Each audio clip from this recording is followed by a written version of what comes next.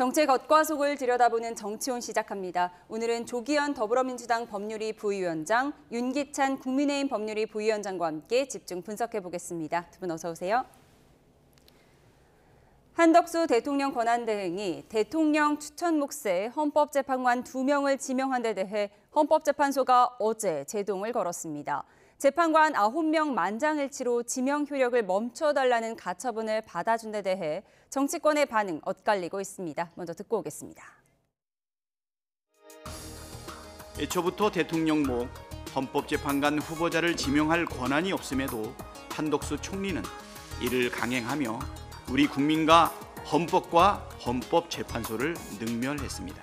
한덕수 총리는 헌법재판관 후보자 지명을 철회하고 위헌 행위를 한 것에 대해 국민께 속고되죄해야 합니다. 거대 정당의 위헌적 권한남용은 사실상 무한대로 인정하면서 헌법이 부여한 대통령 권한대행의 정당한 임명권 행사는 가로막은 것입니다. 헌정 공백을 막기 위해 주어진 헌법적 책무를 이양한 것일 뿐입니다.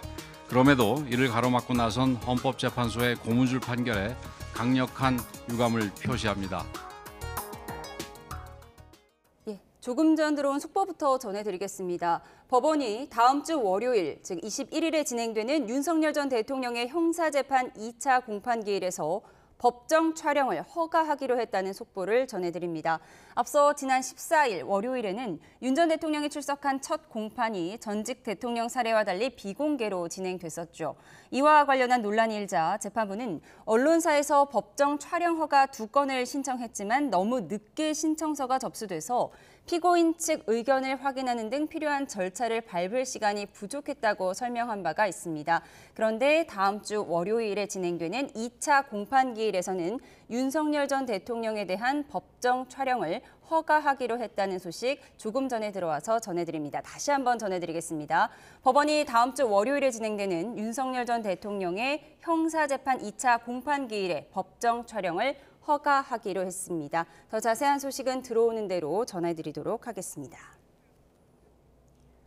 네, 앞서 정치권 반응을 듣고 오셨습니다. 헌재가 한덕수 대행의 헌법재판관 지명 효력을 당분간 정지시켰는데 헌법재판관 9명 만장일치 결정을 내렸습니다. 변호사께서는 어떻게 보셨습니까? 좀 예상을 하지 못했고요. 사실은 좀 아쉬운 부분이 있다. 이번 60일 정도의 그 대행 기간이었잖아요. 물론 그 실질적으로 짧았지만 어쨌든 한 대선이 45일 남은 이 상황에서 40일 이후면 새로운 이제 대통령이 탄생을 하는데 이번 가처분은 사실은 가처분이지만 완결적 가처분이라고 해서 실제 본안에서 이긴 것처럼 그러니까 낸 그 변호사가 그런 효력이 있는 가처분이에요. 왜냐하면 본안 재판을 언제 할지 모르지만 뭐 다음 주에 만약 본안 선고를 한다 그러면 그렇지 않겠지만 그렇지 않다 그러면 곧 이제 선거가 있기 때문에 그 선거로 당선되는 대통령이 행사하겠죠. 그러니까 실제로다가는 완결성 가처분이라서 좀 아쉬운 부분이 있다. 왜냐하면 이게 이제 본안에서 어떻게 나올지 모르지만 첫 번째 문제는 뭐냐면 실제 이 권리하고 사고의 경우에는 이제 대행 체제가 들어선단 말이에요.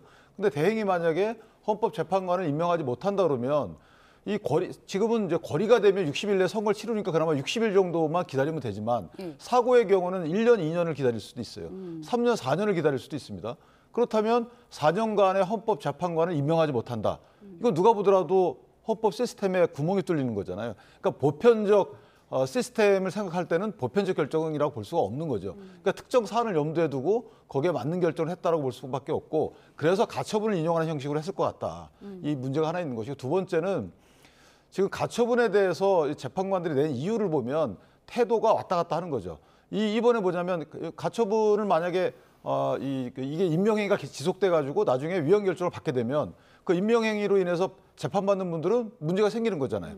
근데 이런 똑같은 일이 또 하나 있었어요. 예전에 한덕수 국무총리에 대한 탄핵 시절에 이 정족수 관련해서 200인이냐 갖고 문제가 있었잖아요. 만약 200인이 아니고 150이 아니고 200인이었다 그러면 한덕수 권한대행이 대행 체제가 들어서면 안 되는 거죠. 최상목 권한대행이. 그럼 최상목 권한대행이 임명한 헌법재판관은 문제가 있는 거죠. 그 헌법재판관이 재판하면 안 되는 거잖아요. 자, 그때는 왜 그럼 가처분을 안 했냐 이거예요. 그러니까 앞뒤가 안 맞는 일관성이 없는 것이고 따라서 저는 개인적으로 뭔가 같은 일관성도 없고 보편성도 없는 결정이다. 이런 아쉬움이 좀 있어요. 한대행이 의결 정족수 문제가 해결되기 전에 2명의 헌법재판관 임명한 그것은 그대로 진행하지 않았느냐 이렇게 반박을 하셨습니다. 어떻게 보셨어요? 뭐 헌법 원칙에 맞는 결정이었고요.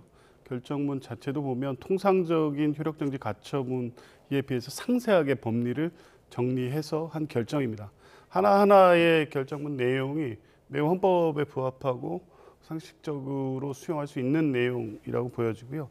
이건 효력정지 가처분입니다. 본안 수준의 판단을 하지는 않지만 그 요건상 본안 심판이 부적법하거나 인용되지 않을 가능성이 매우 높은 경우, 또 손해방지의 긴급 필요성, 또 인용과 기각 결정에 따른 어떤 법입의 형량, 이 세 가지를 가지고 판단하는 거거든요. 근데 이 세 가지에 있어서 이번에 헌법재판소의 결정은 구인 재판관 전원의 일치된 의견으로 효력정지 가처분의 그 청구가 이유 있다고 본 겁니다. 먼저 본안 청구의 어떤 위법성이나 인용 가능성 부분 판단에 있어서 실제 지금 대다수의 헌법학자들이 말하는 것처럼 권한대행의 직무는 현상 유지로 제한돼야 된다는 것이고요. 그거를 사고와 권리로 나눠서 판단할 문제도 아니고, 나눈다고 하더라도 특히 권리는 60일 이내 대선을 치르게 돼 있기 때문에 그때 적극적으로 대통령과 동일한 권한을 행사한다고 해석하는 헌법학자는 많지 않습니다. 중론은 제한적으로 행사해야 되고, 특히 헌법기관을 구성하는 재판관 임명 행위는 해서는 안 된다는 것이고요. 그런 입장에서 봤을 때 본안에 가서도 이 부분이 인용될 가능성이 충분하다고 일단 본 것이고요. 손해방지의 긴급 필요성, 지금 이 청구한 분은 김정환 변호사입니다. 본인이 비상계엄 내란과 관련해서 그로 인해서 헌법적 권한을 침해받았다고 헌법 소원을 제기해 놓은 당사자입니다. 만약에 적법한 절차에 임명되지 않은 재판관이 재판에 관여할 경우에 본인 재판에 영향을 미칠 수 있습니다. 따라서 이 부분을 정지시키지 않고 두 분에 대한 임명행위가 진행이 돼버릴 경우에 적법하게 임명되지 않은 재판관으로부터 받게 되는 이 상황이 될 수밖에 없으니까 긴급하게 이 효력을 정지할 필요성이 있다고 본 거고요. 마지막으로 만약에 인용을 할 경우에는 2명의 재판관이 당분간 공석은 됩니다. 근데 새 정부 출범이 6월 3일 이후니까 그때 하면 되고요. 그때까지 재판에는 문제가 없다. 왜냐하면 지금 마은혁 재판관이 임명됨으로써 7인 재판관 체제가 됐고요. 심리와 결정에 아무런 문제가 없습니다. 그리고 만약에 지난번 그 방통위원장 그 가처분 사건에서 결정한 것처럼 2명, 임명되지 않은 2명 때문에 결정에 대한 것을 할 수 없을 경우에 나머지 2명이 임명되는 것을 기다려서 결정하면 된다. 이 판례를 다시 원용했습니다. 그런데 만약에 기각이 될 경우에 그러면 2명의 재판관이 임명이 될 거고, 적법한 절차에 의해서 적법하게 임명되지 않은 재판관이 재판한 결정은 나중에 효력이 문제가 됩니다. 그러니까 김정환 변호사 본인의 사건뿐만 아니라 이 2명의 재판관이 관여된 모든 결정이 나중에 무효가 다투어질 수 있습니다. 그런데 헌법재판관의 재판소의 판례상 이 적법한 절차 진행 안 될 경우에 무효인 경우에 재심이 될 수 있다, 또 없다, 이게 의견이 갈리고 있습니다. 만약에 재판관 효력이 무효가 되는 경우에 그 당사자가 된 청구인들은 구제받을 방법이 없을 수도 있거든요.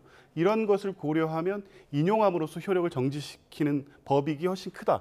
이렇게 상세하게 효력정지 가처분의 요건을 다 설명하면서 합헌적 해석을 전원일치로 했다. 이렇게 봅니다. 근데 이제 이게 저는 이 김정환 변호사란 분은 사실은 헌법소원을 여러 개 제기하신 분이에요. 네. 본인의 실제 어떤 그 사사로운 개인적인 거 갖고 헌법소원을 제기하는 것이 아니고, 뭐 아까 말씀하신 내란으로 기본권 침해 받았다라는 거하고, 그다음에 최상목 권한대행이 헌법재판소 재판관 임명하지 않은 거, 그것도 헌법소원 제기했어요. 이런 식으로 사실 약간 실제 본인의 직접적인 이해관계에 의한 헌법소원 제기가 아니고 뭔가 판단을 받아보고자 하는 일반적인 법리 해석을 위한 헌법소원을 많이 제기했단 말이에요.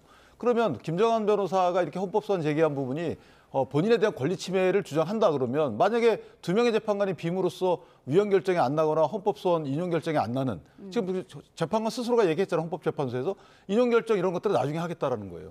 그러면 2달간 최소 한 달 15일 동안 안 함으로써 받는 국민적 피해는 어떻게 할 거냐 이거죠. 그러니까 대선 전에 본안이 나올 수는 없는 거예요, 저는 현실적으로? 그래서 네. 결론적으로 지금 변호사님 말씀처럼 아니면 본안에서 승소 가능성이 높기 때문에 인용해줬다 그러면 본안 심리가 어느 정도 된 거거든요. 그럼 빨리 결정을 해줘야 돼요. 네. 차라리 해서 헌법적 확실한 해석을 종지부를 찍어줘야지 가처분 뒤에 숨으면 안 되는 거죠. 가처분이라는 것은 사실 소명의 정도가 장하도 되고 임시처분이기 때문에 재판관들한테 책임이 그렇게 돌아가지 않아요.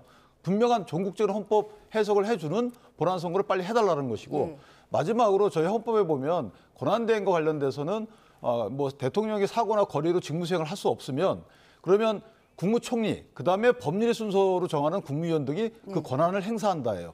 그러니까 법률 유보는 순서에 대해서만 유보가 있는 거지 권한 행사되는 그 대상 행위에 대해서는 제한이 없단 말이에요. 자, 이런 명문의 규정이 있음에도 불구하고 해석으로서 이걸 제한하는 것을 헌재가 받아들이고 가처분을 했다.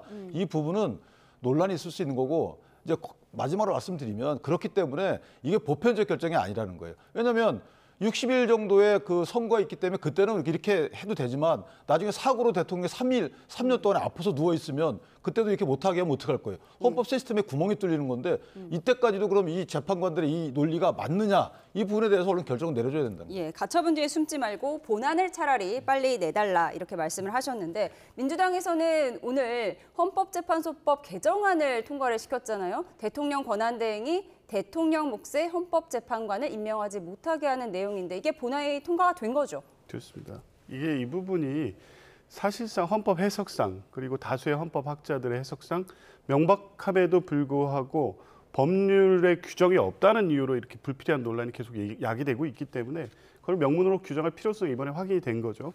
그래서 헌법재판소법의 개정을 한 거고요. 조금 전에 말씀하신 부분과 관련해서 사고 상황이 장기화될 경우에 어떻게 할 거냐를 말씀하시는데 헌법재판소에 결정할 때는 그런 가정적 상황을 전제하고 하지 않습니다. 현재 발생한 위헌 위법적 요소에서 가처분이든 아니면 본안이든 이게 위헌 위법인지만 판단한 것이기 때문에 대통령 사고 상황이 장기화되는 경우를 굳이 가정에서 상정하고 그걸 판단에 고려할 필요성은 없고요.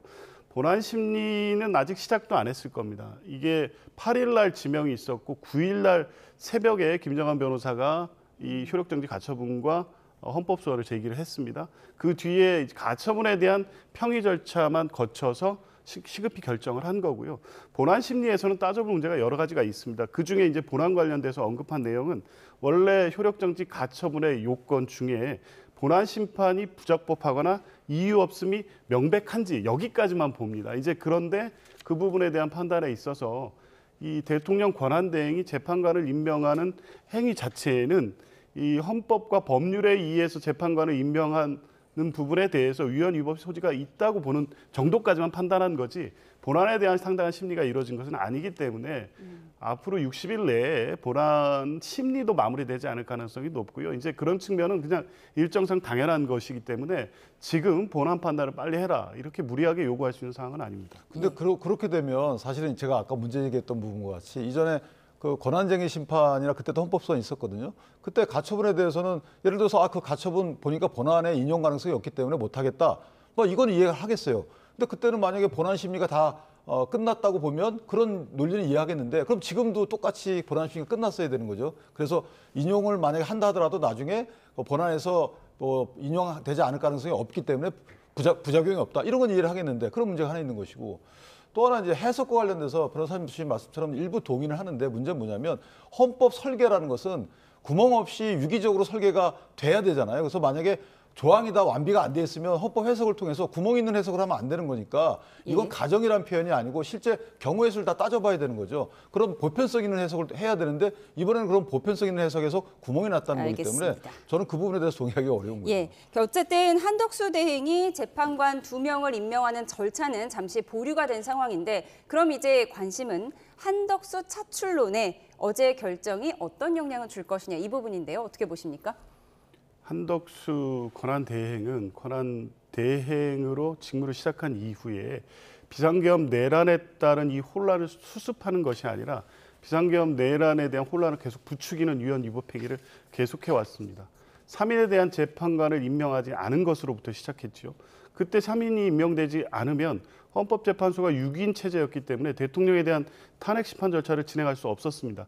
그럼에도 불구하고 아직 국회 선출 절차가 끝나지도 않았는데 선출되더라도 임명하지 않겠다는 의사를 직접 표명한 바가 있습니다. 그건 헌법재판소가 기능이 제대로 작동하지 않는다고 하더라도 탄핵 심판 절차가 어떻게 진행되든 관계없이 임명하지 않겠다는 의사를 표함으로써 위헌 위법 행위를 한 거죠. 그 부분에 대해서는 탄핵은 기각됐지만 그 3명의 재판관을 임명하지 않는 행위가 위헌 위법이라는 판단이 있었고요. 그 이후에 이제 탄핵돼서 직무정지에 의해 복귀한 이후에 여러 가지 또 관련돼서 위헌 위법이 있었지만 2명을 지명한 행위 이 자체도 위헌 위법이라는 게 물론 효력정지 가처분에서 그 부분에 대한 판단까지는 아닙니다만 지금까지의 헌법 해석상 권한대행의 직무 범위에 대해서 일관되게 헌법재판소가 보거나 헌법학계가 판단하고 있는 내용이 그대로 반영된 효력정지 가처분입니다. 그런 부분을 고려하면 한덕수 권한대행이 총리 이전 그 총리로서의 직무수에 대한 평가는 제외하더라도 권한대행으로서 위헌 위법 행위에 대해서 계속적으로 이런 판단을 받고 있기 때문에 지금 차출설, 출마설 이게 더 이상 명분도 없고 과연 이런 부분들이 확인되면 될수록 한덕수 권한대행이 대통령이 된다는 것 국민들이 상상할 수 있을까요? 그리고 거기에 지지를 보낼 수 있을까요? 저는 결정적으로 이번 효력정지 가처분이 위헌 위법 행위에 대한 종국적 판단은 아니지만 한덕수 차출론 내지 대망론에 찬물을 끼얹는 결과가 될 것 같습니다. 한덕수 차출론에 찬물을 끼얹는 결과였다라고 보셨습니다. 어떻게 보십니까? 저는 일단 헌재가 뭐 한덕수 총리의 기왕의 그 행위에 대해서는 다 탄핵 기각을 통해서 어느 정도 법적 평가를 내렸다고 보고요. 그럼 국민들이 다 봤던 부분이고 이번에 가처분은 뭐 인용이 됐지만 실제 종국적인 위헌 여부에 대한 판단은 아닌 거예요.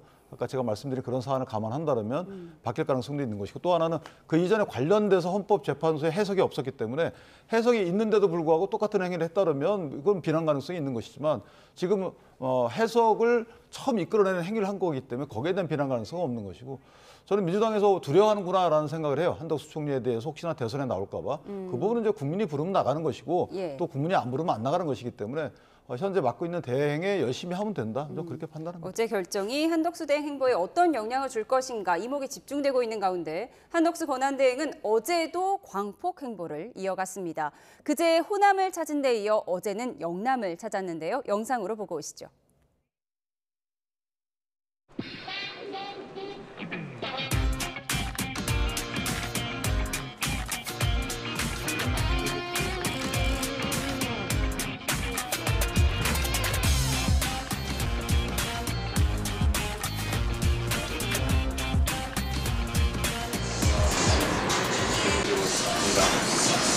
사실 오늘 여기에 들어와 보니까 그 어려운 그런 어린이들한테 그냥 단순히 돈가스를 하나 공급해 주는 것만이 아니라 따뜻한 그런 마음까지도 같이 주시는 것으로 저한테 확 느껴지네요.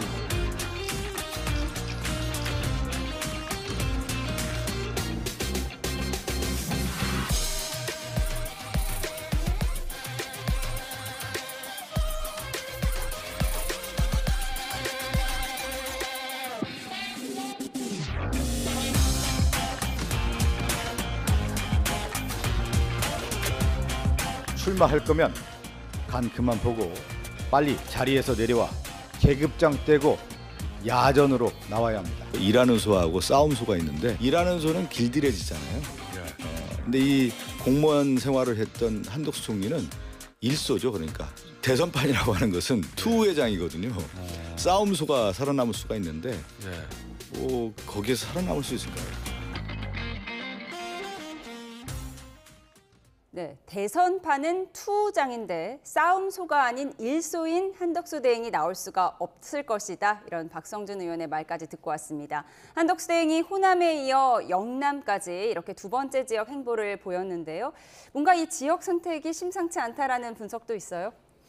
잘 기획된 행보로 보입니다. 대통령 권한대행의 행보로 해석될 수 없죠. 지금 도와 모든 언론이 한덕수 출마론에 관심을 갖고 있고요. 행보 하나하나에 대선 예비 행위로서의 의미를 다 부여하고 있는 것을 모르지 않습니까?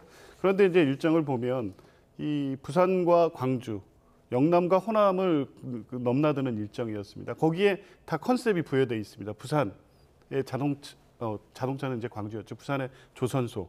그러니까 통상 전쟁, 미국과 이번에 트럼프 대화 내용 중에 조선에 대한 언급이 있었다는 사실이 이미 알려져 있고요.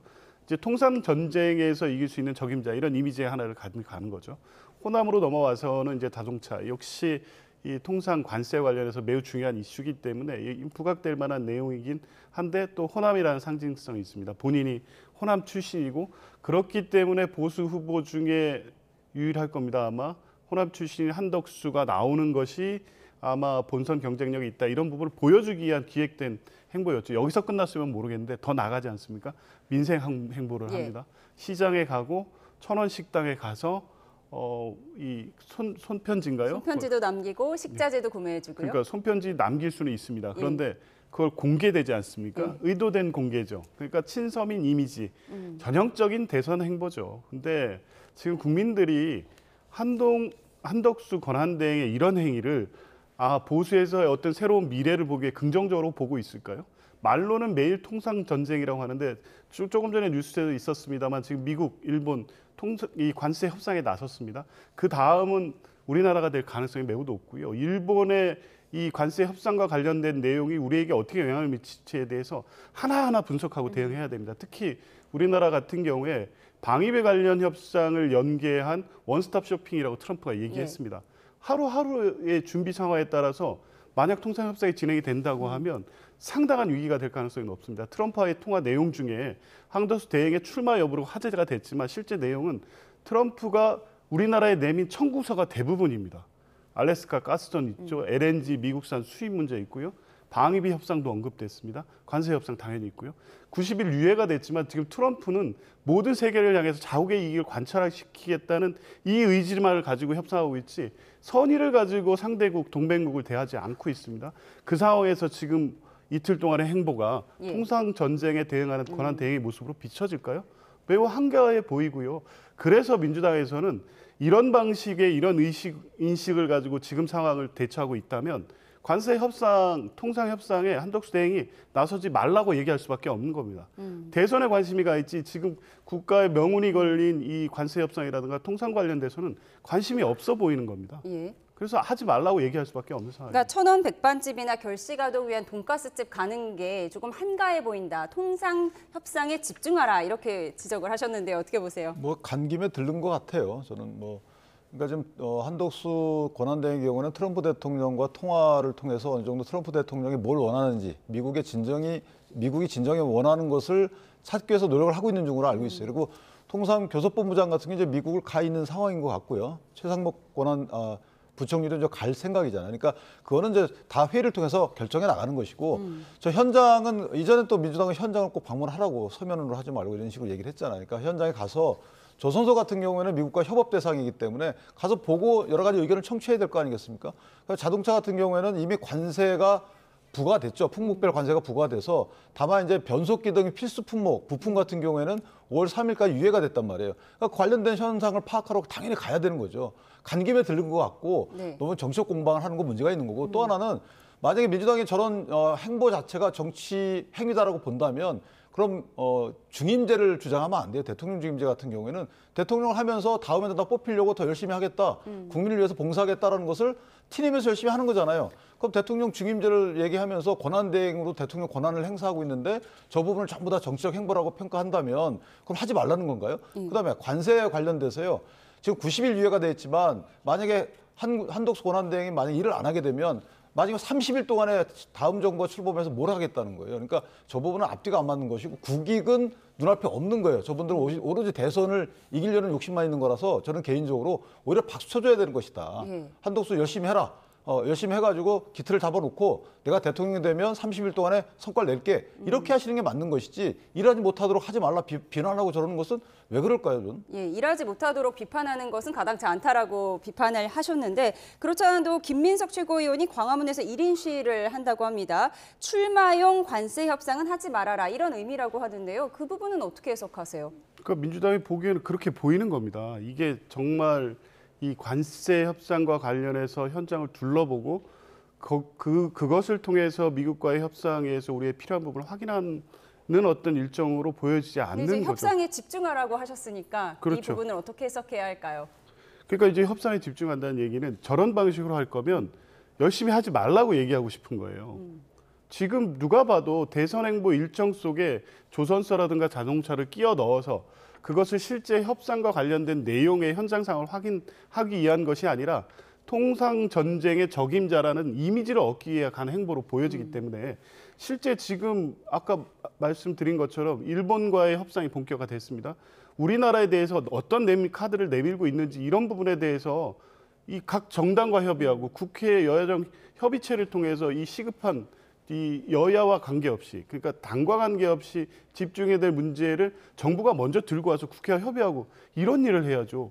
지금 대통령, 그러니까 아까 중임제를 얘기했지만 중임을 앞둔 무슨 대통령처럼, 그리고 성공한 정부의 총리처럼 저렇게 행보할 때냐고요. 그러니까 저 간 것이 진짜 현장 상황을 확인해서 간 게 아니라고 볼 수밖에 없고, 그렇다고 하면 저런 일정을 가져가면서 열심히 일하는 척 하지 말고 네. 차라리 열심히 일하지 말라. 할 일만 하고 대선 관리, 국정의 안정적 이양을 그 임무만 집중해서 네. 하지, 뭐 재판관을 지명하는 행위부터 시작해서 지금의 이런 일정을 가져가는 것이 권한대행이 지금 시급히 해야 될 일인가 하는 생각이 들 수밖에 없는 거예요. 예, 일하는 척 하지 말라고 하셨는데요. 이게 하나 있어요. 예. 이 한덕수 권한대행의 경우에는 김대중 정부하고 노무현 정부하고 이명박 정부 걸쳐서 통상 업무를 다 임무를 부여했어요. 여야 그때 그 당시에 이제 뭐 진보 보수 상관없이, 그리고 이명박 정부 때는 대미 외교도 맡기고 대사를 임명을 통해서, 그러니까 이미 어느 정도의 그 부분에 있어서는 나름대로 상당히 노하우가 있다라고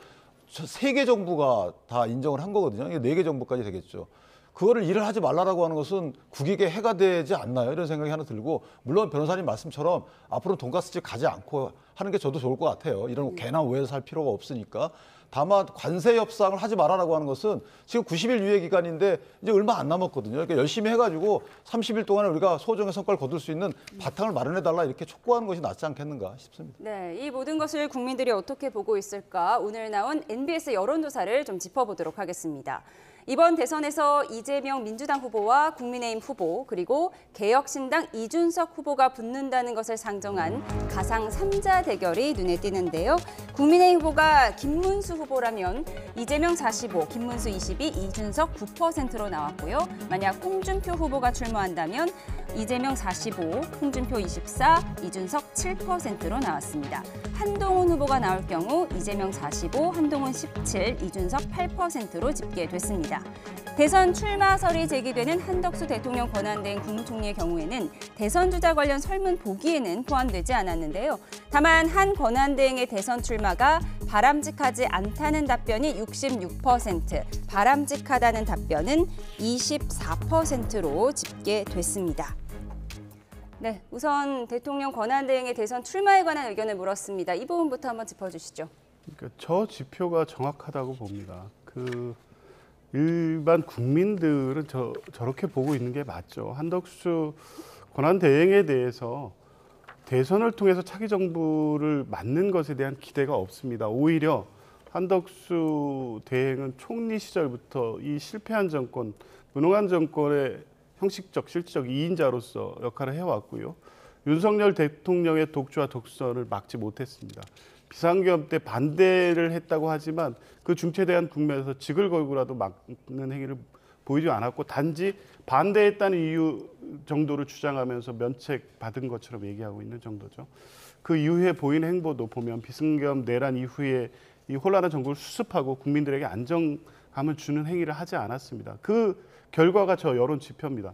최근에 보수 대권 후보로 거론이 되고 지지율의 일부 반영이 되는 현상은 국민의힘 후보들이 워낙 민주당 후보와의 본선 경쟁력이 약하기 때문에, 그렇다면 한덕수 대행이라도 넣어서 후보 단일화라는 어떤 컨벤션 효과를 통해서 본선 경쟁력을 갖는 게 어떨까라는 몇 사람의 아이디어에서 출발한 것뿐이지, 실제 국민들이 한덕수 대행을 보수의 대표주자 내지는 차기 정권을 맡을 만한 지도자 이렇게 평가하지 않습니다. 이런 상황에 대해서 냉정하게 판단하고 한덕수 대행은 대행으로서의 직무를 충실히 수행해서 정부가 안정적으로 이양되는 역할을 해야 되는데, 들떠서 마치 본인이 국민의힘을 포함한 보수의 대표 주자가 될 수 있을 것 같은 착각에 빠진 것 같은데요.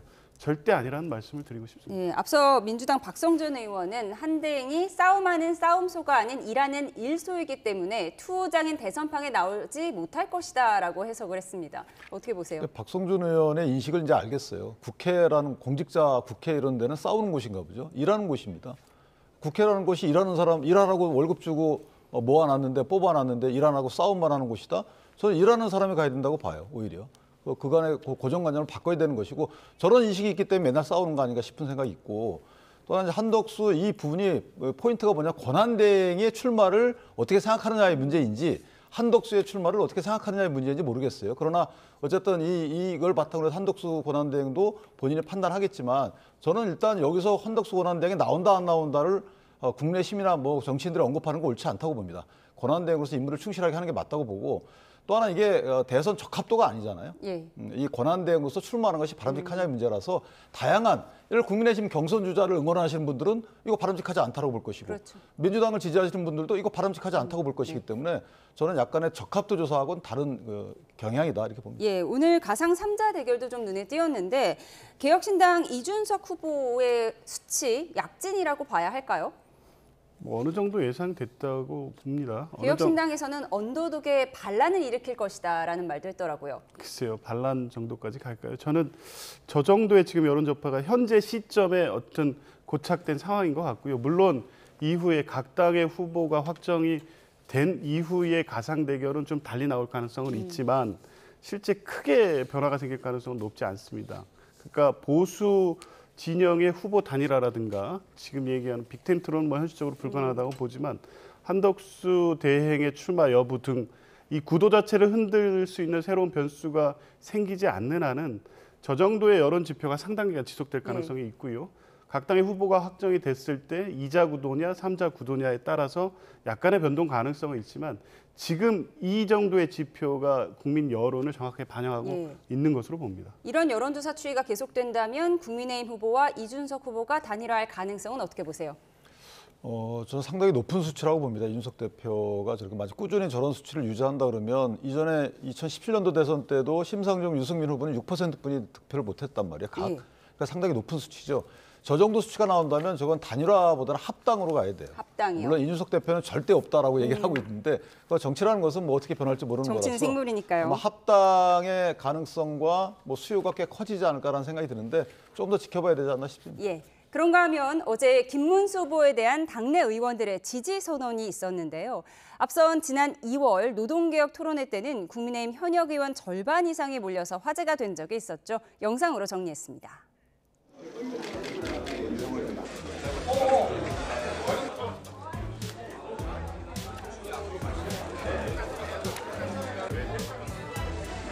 토론 주제가 중요해서 오신 거 맞으시죠? 저 1등이신 분이 오셔서 그런 것 같습니다.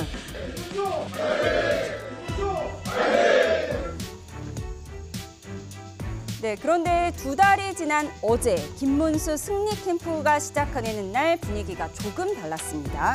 캠프 측이 지지 의원으로 언급했던 장동혁 의원이 특정 후보를 지지하기로 했다는 공지는 일절 사실이 아니라고 밝힌 뒤 일정에도 변경이 생기는 등 혼선이 빚어진 건데요. 결국 박수영, 엄태영, 김선교, 임요한 의원 등이 합류했는데 2달 전과 비교하면 단출해 보이죠. 이는 당내의 한덕수 대망론과 무관치 않다는 해석입니다. 특히 한덕수 대행 추대에 앞장선 박수영 의원이 캠프에 합류하면서 추후 한대행과 단일화 가능성이 커졌다는 분석도 있습니다. 박수영 의원은 김문수 후보를 1등 만들어서 가교 역할을 하겠다는 뜻을 숨기지 않았다고 합니다. 네, 2달 전에는 어쨌든 60명이 모였는데 어제는 현역 의원이 4명이 모였다. 비교하는 분석 기사들이 많이 있더라고요. 그때 토론회는 이제 뭐 김 장관이 참석한다니까 이제 보러 갔거나 응원하러 간 것이고 지금은 캠프에 이제 직을 두는 분들은 좀 약간 다르겠죠. 그런데 지지 선언한 그런 분들이 당내 경선 과정에 약간의 분열을 초래할 수 있다라고 해서 조심스러운 분위기가 좀 있습니다. 그러니까 지지를 안 한다는 것도 아니고 저게 뭐 여러분에 대한 성향이 비슷하면 저는 그분들 어느 누구라도 되겠다 이런 분위기가 많은 것이고요. 장동혁 의원의 경우에는 제가 전화해 보지는 않았지만 아마 당에서 저희가 대선 준비위원회라는 게 출범을 했습니다.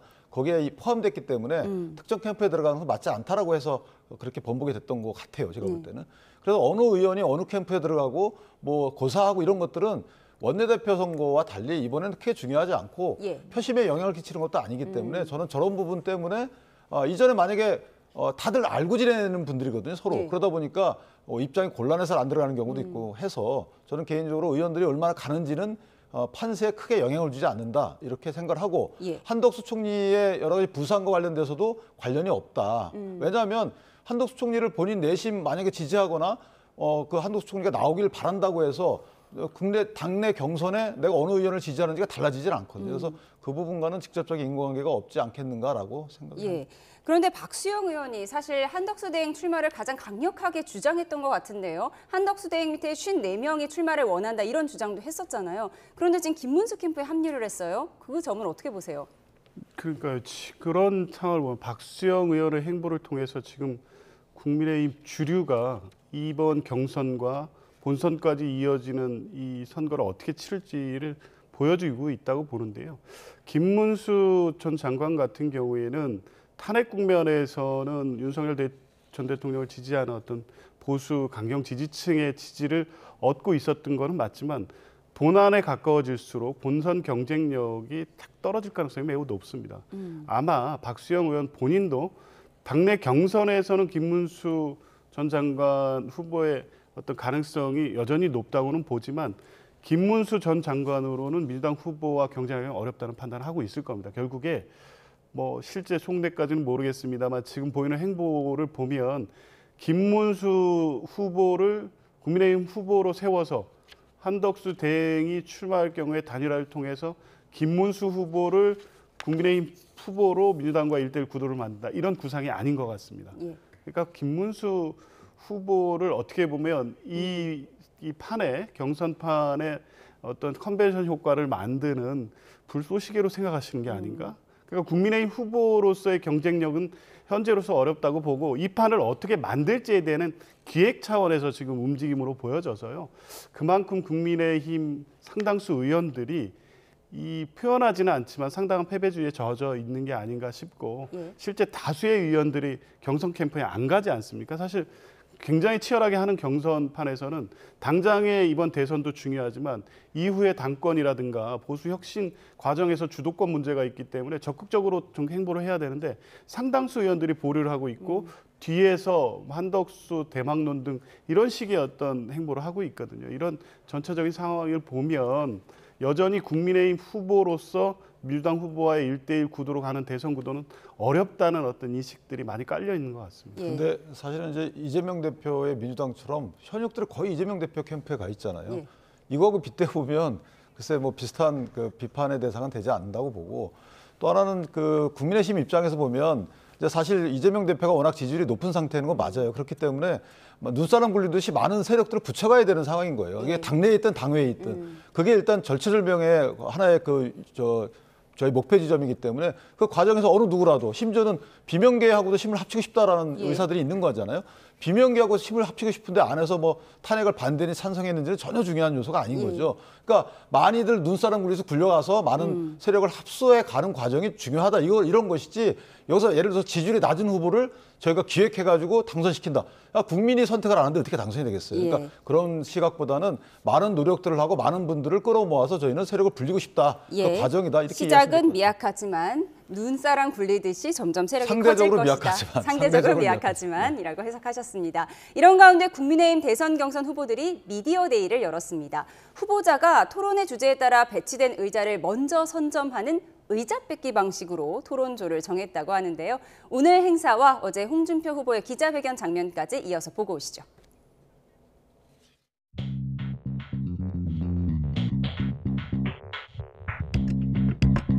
대망의 조결정 지금 시작하겠습니다. A조와 B조는 무엇으로 구분하느냐? 바로 보시는 것처럼 토론의 주제입니다. 평온하게 웃고 계시지만 굉장히 머리가 복잡하실 것 같은데요.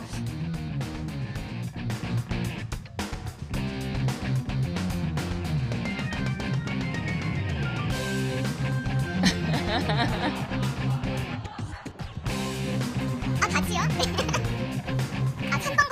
난 도저히 2조에서 못하겠다. 혹시 나와 좀 바꿔줄 사람이 있나? 이런 후보님 계시면 손을 들어주시기 바랍니다. 다행히 없으신 것 같습니다. 양극화 문제로 심각해지고 있습니다. 더 큰 문제는 저출산 고령화의 재앙이 닥쳐오고 있고 우리 경제의 체질 개선과 경쟁력 강화를 위한 근본적인 종합대책이 필요합니다. 지금부터 질문을 받는데요. 언론사 어디신지 말씀하시고요. 성함 말씀하시면 어떤 기자님 손 들어주실까요? 예. 네, 오늘 말씀 너무 잘 들었습니다. 저는 뉴스타파라는 언론사의 홍여진 기자라고 합니다. 네. 됐어. 네. 됐죠? 네. 됐어. 네. 됐죠? 아니, 보시는 거 질문 끝까지 듣고 가십시오. 자, 이렇게 해서 특정 언론사의 질문만 회피하시는 게 어디 있습니까? 자, 기자님. 네, 홍준표 전 시장 얘기부터 해보겠습니다. 언론사 이름을 듣자마자 나가버렸는데요. 어떻게 보셨습니까?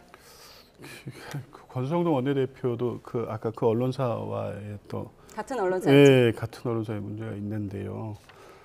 특정 언론의 성향에 대한 어떤 입장 호불호가 있을 수 있는데 그래도 특히나 다른 것도 아니고 이제 대선 출마를 위한 미디어데이였고 관련된 질문을 받는 자리였는데 저희 홍준표 전 시장의 경우에는 이제 어제 상황이었고요. 예, 미디어데이는 오늘입니다. 예, 네, 그러니까 뭐 비슷한 상황이죠. 예, 저렇게 특정 언론사를 이렇게 배제하는 듯한 태도를 보이는 건 적절하지 않아 보이고요. 일단 저 미디어데이 이렇게 모습을 보면서 좀 한가해 보입니다. 그러니까 대선 경선 과정이라는 게 국민의 관심을 끌만한 여러 가지 이벤트적 요소를 배치도 하고 또 재밌어 할 만한 요인들도 찾고 뭐 이런 기획들은 당연히 들어가는데 일단 전제는 국민들은 국민의 힘을 여전히 파면된 대통령 그리고 파면된 정권의 여당이었다. 그러면 이 대선을 어떻게 치르는지에 대해서 꽤 관심이 있는데 그런 부분에 대한 언급들은 사실 전혀 되지 않은 상태에서 출발하는 경선이 저런 이벤트로서 관심을 끌려고 한다 해도 글쎄요. 뭐 국민들의 눈길을 사로잡을 수 있을까 싶은 생각이 들어서요.